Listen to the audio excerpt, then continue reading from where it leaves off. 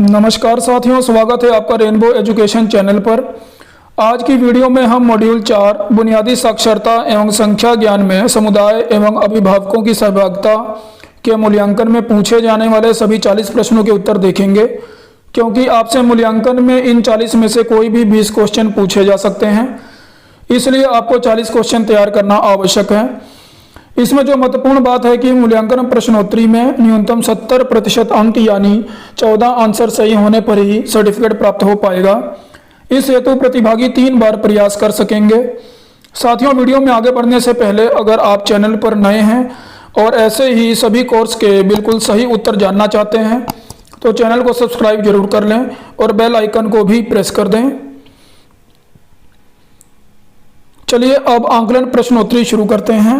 हमारा पहला प्रश्न है, अभिभावकों और समुदाय को अनुपयोगी तथा पुनर्नवीनीकरण सामग्री लाने के लिए कहने से किस में मदद मिलेगी?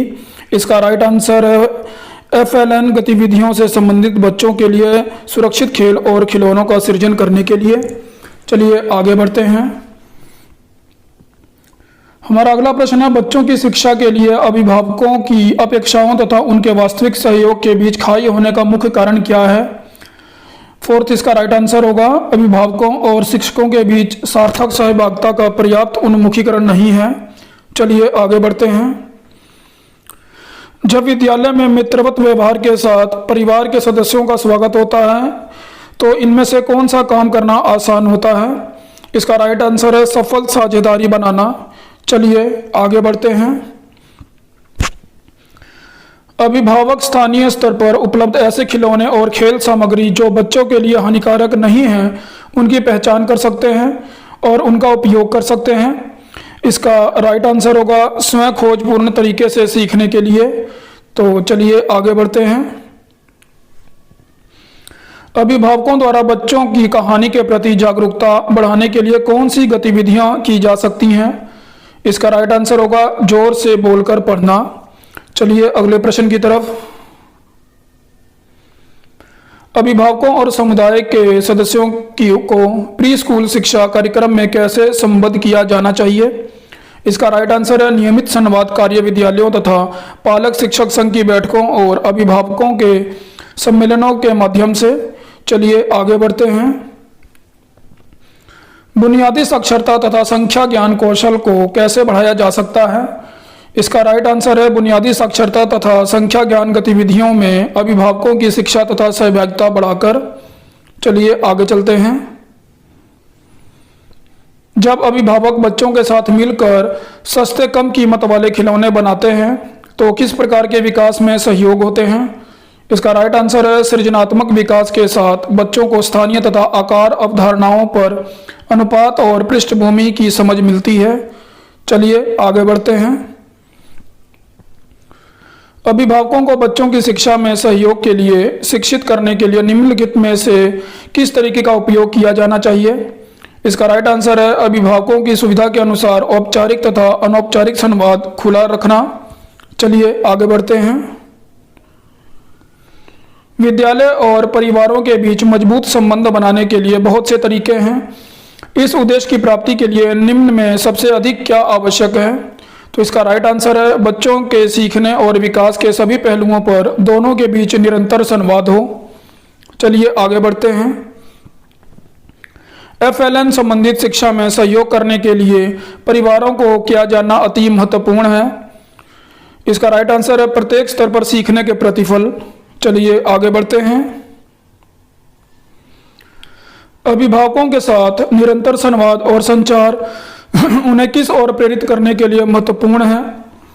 इसका राइट आंसर है FLN गतिविधियों में अभिभावकों और परिवार को शामिल करना। चलिए आगे बढ़ते हैं। पालक शिक्षक संघ की बैठक में नियमित रूप से सम्मिलित होने से अभिभावकों को बच्चों की किस क्षेत्र में प्रगति के बारे में पता चलता है? इसका राइट आंसर है सभी विकासात्मक क्षेत्रों में। चलिए आगे बढ़ते हैं। पालक शिक्षक संघ की बैठक में जब शिक्षिका बच्चे द्वारा किताब उल्टी पकड़ने की बात करती है तो वह बच्चे के किस समझ के बारे में बात कर रही है? इसका राइट आंसर है बुनियादी साक्षरता और किताब पकड़ने के तरीके के बारे में। चलिए आगे बढ़ते हैं। अभिभावक और विद्यालयों के बीच दोनों तरफ में संवाद कौशल की कमी का निम्नलिखित में कौन सा बड़ा कारण है?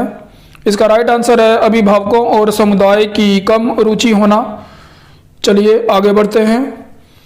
स्थानीय रूप से उपलब्ध निःशुल्क सामग्री का कलात्मक विधियों के साथ वह प्रदर्शन करना किस प्रकार की गतिविधि है? तो इसका राइट आंसर है संलग्न रहने वाली गतिविधि। चलिए आगे बढ़ते हैं। बुनियादी साक्षरता के लिए बच्चों को घर पर करवाई जाने वाली गतिविधि का चयन निम्नलिखित में से करें।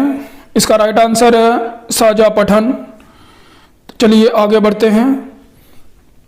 विकलांग बच्चों को घर में शिक्षण देने में अभिभावकों की मदद कैसे की जा सकती है? इसका राइट आंसर है होम स्कूलिंग के लिए विशेष शिक्षकों के साथ मिलकर काम करने वाले संसाधनों केंद्रों द्वारा घर में शिक्षण के मार्गदर्शन देकर। चलिए आगे बढ़ते हैं। अभिभावक व्यक्तिगत या सामूहिक रूप से प्रासंगिक उपयुक्त गतिविधियों को स्थापित करा सकते हैं। उचित प्रसंग क्या हो सकता है? इसका राइट आंसर है बच्चे का परिवेश, वातावरण तथा अनुभव। चलिए आगे बढ़ते हैं। बुनियादी साक्षरता और संख्या ज्ञान के लक्ष्य कौन से 4 क्षेत्रों में निर्धारित किए गए हैं? इसका राइट आंसर है मौखिक भाषा, पठन, लेखन एवं संख्या ज्ञान। चलिए आगे बढ़ते हैं। निम्न में कौन सी गतिविधियां अभिभावकों के द्वारा घर पर बुनियादी संख्या ज्ञान को बढ़ावा देने के लिए नहीं हो सकती? इसका राइट आंसर है अक्षरों के साथ अनुरेखण। चलिए आगे बढ़ते हैं। अभिभावक घर के विभिन्न हिस्सों को लेबल करके मुद्रित और संख्यात्मक वातावरण निर्मित कर सकते हैं। ये घर के कौन से हिस्से हो सकते हैं? इसका राइट आंसर है कमरे, रसोई, स्कूल बैग, टॉयलेट, शौचालय, दरवाजे। चलिए आगे बढ़ते हैं। विद्यालय और परिवार के बीच सहयोग के समर्थन करने का महत्वपूर्ण कारण क्या है? इस तरह के सहयोग से बच्चों को विद्यालय और घर पर सीखने में सहयोग मिलना, ये इसका राइट आंसर है। चलिए आगे बढ़ते हैं। घर पर उत्तेजक वातावरण के निर्माण के लिए क्या उपलब्ध कराना चाहिए? इसका राइट आंसर है पत्रिकाओं, कहानी की किताबों, खिलौनों, जोड़ तोड़ मरोड़ वाली सामग्री तथा पारस्परिक बातचीत के माध्यम से। चलिए आगे बढ़ते हैं। शिक्षक शिक्षिका अच्छे संप्रेषण कौशल पालन कर रहा या रही है यदि वह, इसका राइट आंसर है माता पिता के प्राप्त संदेश प्राप्त करता या करती है और संदेश पर अपनी टिप्पणी जोड़कर उसे आगे बढ़ाता या बढ़ाती है। चलिए आगे बढ़ते हैं। अभिभावकों को नियमित अपडेट भोजन के लिए निम्न में कौन सा विकल्प बेहतर है? इसका राइट आंसर है डायरी पर नोट लिखकर देना। चलिए आगे बढ़ते हैं।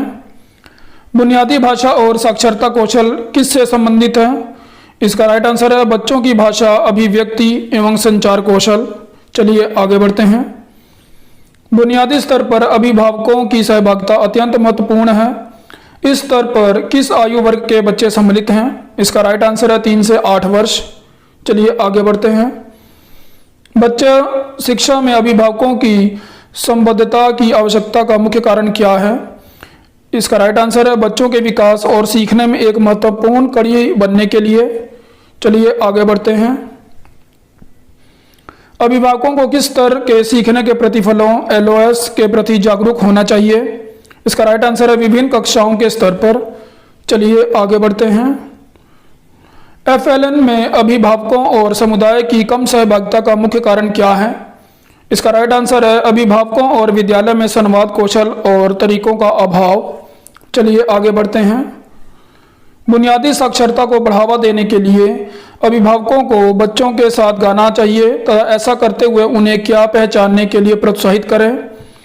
इसका राइट आंसर है गीत और कविता में तुकबंदी वाले शब्द। चलिए आगे बढ़ते हैं।